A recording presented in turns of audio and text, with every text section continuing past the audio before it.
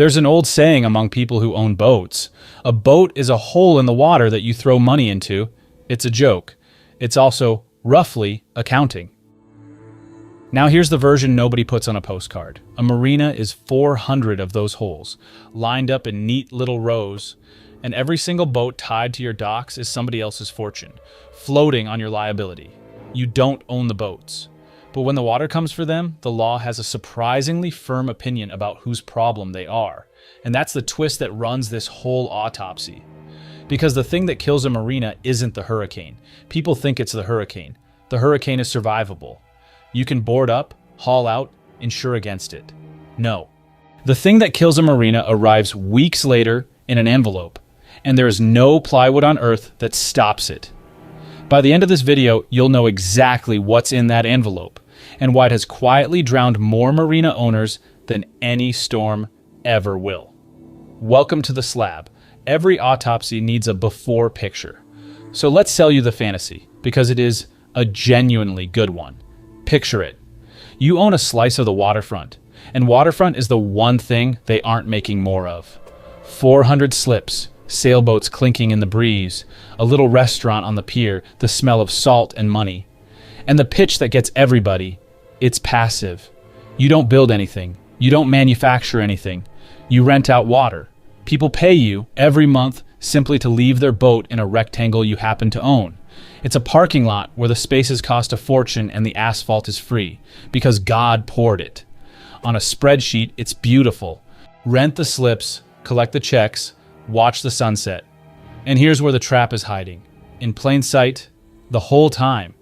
You think you're buying a parking lot for boats?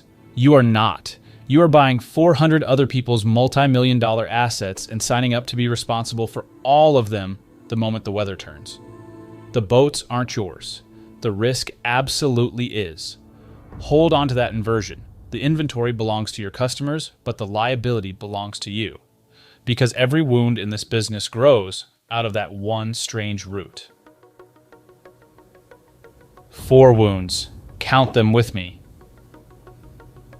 Wound 1, you own the water and answer for the boats. This is the one that makes a marina unlike anything else you can buy.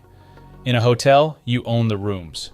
In a garage, you own the car's worth of concrete. But in a marina, your customers own the expensive part, the yachts, and you own the cheap-sounding part, the docks, the pilings, the fuel lines, the seawall. Except the cheap part is the part that fails. And when it fails, it takes millions in other people's boats down with it. A dock collapses in a storm and crushes a row of yachts. Those aren't your yachts, but that is very much your lawsuit. You have all of the liability of owning 400 boats and none of the asset of owning a single one. Wound 2. The sea is eating your marina for free, and it never stops. Everything you own sits in salt water, which is nature's way of saying, this will now dissolve. Steel corrodes, wood rots, marine worms eat pilings from the inside. Docks and seawalls don't last forever. They have to be rebuilt on a clock at brutal cost, and the ocean sends the invoice whether you're ready or not. And that's on a calm day. The site itself can be the enemy before a single boat arrives. One real marina we'll get to was built where 3 different bodies of water collide, and the currents alone made construction a nightmare that ran years over budget. You are not maintaining a building. You are bribing the sea to wait a little longer. Wound 3. The money comes in summer, but the bills come all year. A marina has seasons the way an orchard has seasons. Summer, the slips are full and the restaurant is loud. Winter, half the boats are gone and the water is empty. But the dredging of the channel, the security guards, the insurance, the loan payment, the maintenance, none of them take the winter off. You earn for a few warm months and you bleed for all 12. Sound familiar? It should. It's the same seasonal trap that sinks airlines and ski resorts. Revenue that clocks out in October, costs that never do. Wound 4, and here's the murderer and his insurance. To own a marina on a coast, you must insure it. The bank demands it. And in the last few years, that single line item has gone from an expense to an extinction event. When Hurricane Ian hit Florida in 2022, it did around $112 billion in damage and destroyed hundreds of boats in marinas. What happened next is the part that matters. The marine insurers looked at that bill and ran. They fled the market, stopped writing new policies, and for the ones who stayed, premiums didn't rise, they detonated. Whole regions became almost impossible to insure at any sane price. So the marina owner is now trapped between two walls. The bank says, you must carry insurance. The insurer says, sure, for triple. And the customers say, raise my slip fee and I'll move my boat down the coast. You cannot pass the cost on fast enough. You cannot drop the coverage. You just get squeezed, quarter after quarter, until there's nothing left in the middle. Read the four back together and the shape appears. You carry everyone's risk, the ocean bills you forever. Your income is seasonal, and the one thing you're legally required to buy is the one thing spiraling out of control. Now let's watch a genuinely spectacular version of this. Go down in, of all places, New York City. Brooklyn, 2024. This isn't some rusty backwater dock. This is the 1°15 Brooklyn Marina. Billed as New York City's premier waterfront destination, the first new marina built in the city in 50 years. More than 100 slips. Room for vessels up to 250 feet. That's a 76-meter superyacht, the kind of boat that costs more than a city block. Floating docks with state-of-the-art wave protection, a superyacht concierge service, a restaurant, a sailing club, a sailing school for local kids. Run by an experienced international operator out of Singapore. This was the dream, fully funded and beautifully built. And it was drowning almost from the first day. Not in order, in the exact wounds we just counted. Start with wound 2. The site. They picked a spot where New York Bay, the East River, and the tidal flow off the Hudson all slammed together. Gorgeous location, nightmare engineering. The waves and the currents made building the thing a battle, and the costs ran wild. They meant to open in 2016. Between the site fighting them and the budget blowing out, opening day slid all the way to 2020, which is the exact moment the world's marinas got the second wound of the decade. A pandemic. A brand new marina finally open into a shut-down city. Then, the filing says, the investors withdrew their support. The money that was supposed to carry it through the hard early years walked out the door, and so the trophy began to sink under the boring stuff. Rent it couldn't pay. Over $500,000 owed on that alone. Debt from a construction bill that had never stopped climbing. On the 26th of September 2024, the owners of the fanciest new marina in New York City filed for Chapter 11 bankruptcy. The superyacht concierge, the wave-attenuated floating docks, the sailing school for kids, all of it into the hands of a bankruptcy court. Here's the small, brutal footnote that tells you everything about this asset. When it went to auction that December, a buyer did step in and take it over. But listen to why the deal worked.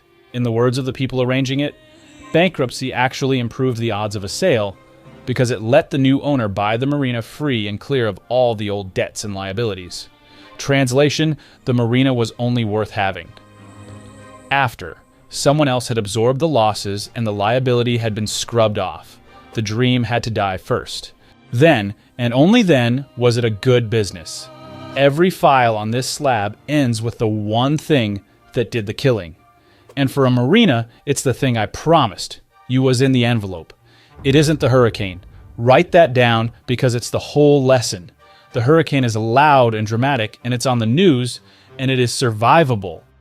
You can haul the boats out, board up, and file a claim. The storm is the villain everyone watches. The killer is the renewal letter that comes after the storm, and it kills 3 ways at once. 1. The premium.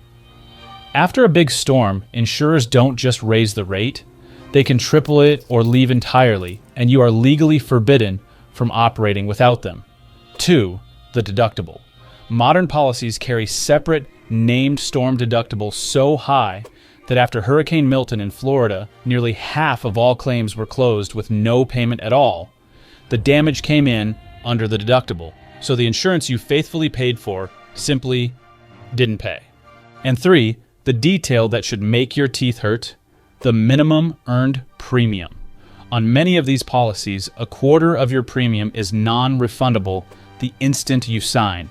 Fully earned, gone, even if you cancel the next day. In hurricane zones, they now bolt on a specific hurricane version of it. You pay whether you're covered or not. So sit in the owner's chair for a second. You are required to buy insurance. It costs more every year for reasons happening out in the ocean that you cannot control. When the storm actually hits, the deductible is so high it may pay you nothing, and a chunk of your money burns the moment you sign, refundable to no one. That is not a safety net. That is a second storm, one that makes landfall in your mailbox on a schedule forever, cause a death, an asset you're forced to insure in a market that's decided you're uninsurable. And yet, marinas do survive. Some of them make very good money. So who lives? In a business, the ocean and the insurer are both trying to kill. The survivors all figured out the same secret, and it's a strange one. The good marinas are barely in the slip rental business at all. Here's what I mean. The winners make their real money on the land, not the water. Dry stack storage, stacking boats indoors like a giant valet, earns more per boat and takes them out of the storm's reach. The fuel dock, the restaurant that fills up whether or not the slips do, repairs, haul-outs, a members club. The slip rent is almost a loss leader. The profit is in everything wrapped around it. Notice that our Brooklyn Marina that had the restaurant and the sailing club, it just couldn't out-earn a construction bill that had already sunk it. The formula is right. They simply started the race in a hole too deep. Second, the survivors buy the site the sea isn't at war with. Protected water, sane weather, ground that doesn't fight the foundation. You do not build where three tides collide and hope for the best. And third, the pattern you've seen in every episode of the show, the ones who win usually buy after the crash. They let the pioneer pour $30 million into the docks, eat the losses, hand the keys to the bankruptcy court, and then they walk in and buy it clean. In this business, the person who builds the marina and the person who makes money from the marina are almost never the same person.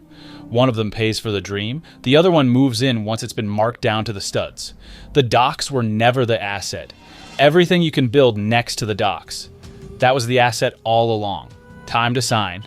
Asset. One waterfront marina, 400 slips, other people's yachts, cause of death, the renewal letter. Killer number, an insurance bill that climbs faster than the rent can. Survivability. Sell the land, not the water. So here's the lesson on the slab tonight.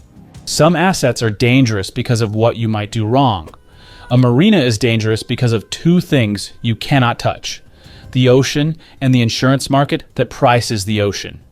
You can run it perfectly and still lose because the two biggest forces in your business both file their paperwork somewhere you'll never sit. They say the two happiest days of a boat owner's life are the day he buys the boat and the day he sells it. For the marina owner, there's only one happy day, and the insurance company is standing in the driveway, holding the invoice, ready to ruin it. If you made it this far, you already know the deal here. We put a dead fortune on the table and hunt down the number that killed it. If that's your kind of thing, hit subscribe. There's a fresh autopsy every week and the drawer is very, very full. And I want your verdict on this one. Down in the comments, who really sank these marinas? The ocean, or the insurance company that takes your money for the storm and then hides behind the deductible when it hits? Is the owner the victim here, or is it all of us, still believing that insured means protected? Tell me. I read everyone.